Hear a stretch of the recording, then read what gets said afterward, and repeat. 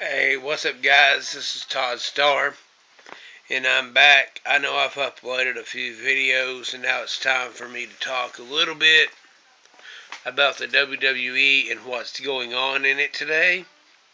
They're not utilizing a lot of good characters.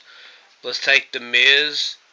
I know he had the thing with Wade Barrett, where, on SmackDown, I guess, what was it, last night?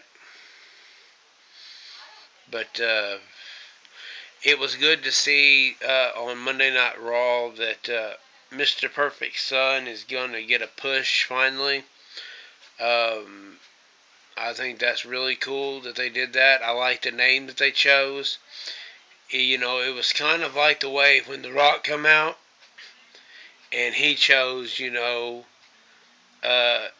his grandfather's name and his dad's name. So I think it was really cool. I hope everybody gets behind that and really gives this kid a chance. Heyman's been known to create a lot of good characters. For all of his faults, he is a pretty good guy as far as developing characters and stuff, and he knows what he wants. I mean, he developed CM Punk. He seen something in CM Punk that WWE didn't even see at all. They didn't even really want him, if. Other than that, I've checked out a few videos, and while we're on the CM Punk thing, the CM Punk video is really good. If you get a chance, go out and buy it.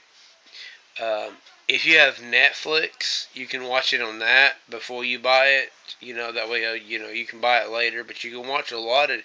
Netflix has a lot of the WWE videos, and a lot of them are the new ones.